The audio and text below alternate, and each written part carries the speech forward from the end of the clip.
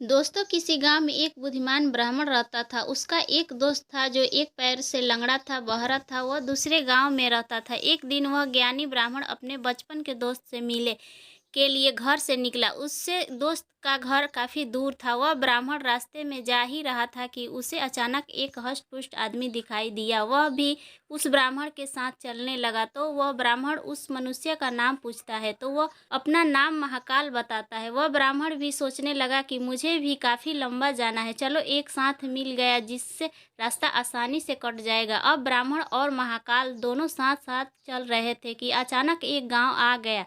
तब महाकाल ने उस ब्राह्मण से कहा कि तुम चलो और मुझे इस गांव में थोड़ा काम है, मैं अभी आ रहा हूँ। थोड़ी ही देर में उसी गांव में एक भैंस ने एक आदमी को लात मार दी। थोड़ी ही देर में महाकाल उस ब्राह्मण के पास आ गया और बोला कि चलो। फिर वह ब्राह्मण उस महाकाल के साथ चलने लगा। थोड़ी ही दूर जाने पर फिर एक गांव आया तो महाकाल उस ब्राह्मण से बोला कि मुझे इस गांव में थोड़ा काम है, मैं अभी आ रहा हूँ। थोड़ी ही देर में उस गांव में आग लग गई। वह ब्राह्मण सोचने लगा कि यह आदमी जहाँ जहाँ जाता है वहाँ पर कोई न कोई घटना जरूर घटती है। अतः वह ब्राह्मण महाकाल से पूछ लिया कि भाई तुम कौन हो। ब्राह्मण की बात सुनकर महाकाल बोला कि मैं यमदूत हूँ, मनुष्यों के प्राण हरण करना मेरी काम है।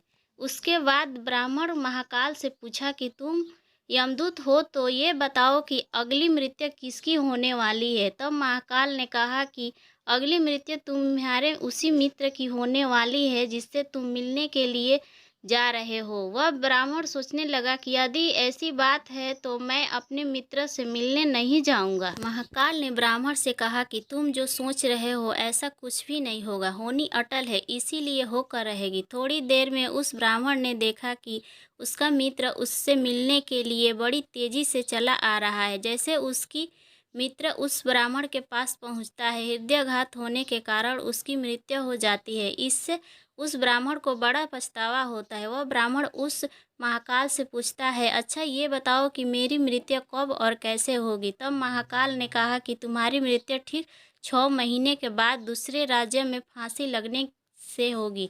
वह ब्राह्मण फिर अपने घर गया और सीधे अपने राज्य के राजा के पास गया और ब्राह्मण ने राजा के से सारी बात बता दी। तब राजा ने राज्य सभा में यह प्रश्न सबके सामने रखा। तब उस राज्य सभा में यह फैसला लिया गया कि यदि ऐसी बात है तो वह ब्राह्मण इसी राजमहल में 6 महीने तक रहेगा। राजा ने ब्राह्मण के लिए राजमहल में ही व्यवस्था करवा दी। धीरे धीरे समय व्यतीत हो रहा था। उस ब्राह्मण को नींद में चलने की बीमारी थी और यह बात उस ब्राह्मण को नहीं मालूम थी। जिस दिन उसकी मृत्यु होने वाली थी उसी रात्रि को ही वह ब्राह्मण राजमहल से निकलकर दूसरे राज्य के राजमहल में जाकर राजा के शयन कक्ष में राजा और रानी दोनों के बीच में जाकर सो गया। सुबह जब राजा उठा तो उस ब्राह्मण को अपने शयन कक्ष में देखकर बहुत ही क्रोधित हुआ और उस ब्राह्मण को फांसी की सजा सुना दी।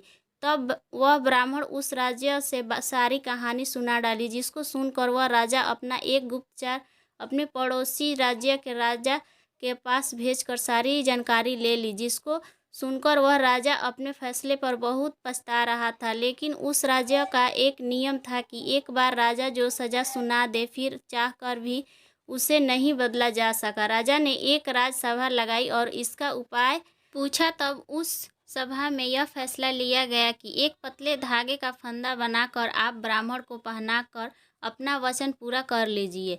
फंदा पतला होने के कारण ब्राह्मण की मृत्यु भी नहीं होगी और आपके फैसले की लाज भी बच जाएगी। तब एक पतले पतले धागे से फांसी का फंदा बनाया गया और उसके अगले दिन ब्राह्मण के गले में डाल दिया गया और फंदे को खींच दिया गया। सभी ने यह सोचा था कि ब्राह्मण को कुछ नहीं होगा, लेकिन उस पतले धागे की वजह से उस ब्राह्मण का गला कट गया और खून तेजी से निकलने लगा।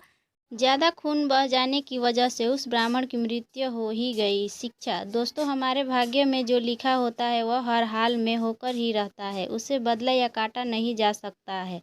उस ब्राह्मण ने अपने बचने के कितने उपाय किए, लेकिन मृत्यु के आने पर कोई उपाय काम न आया तथा उसकी मृत्यु हो ही गई।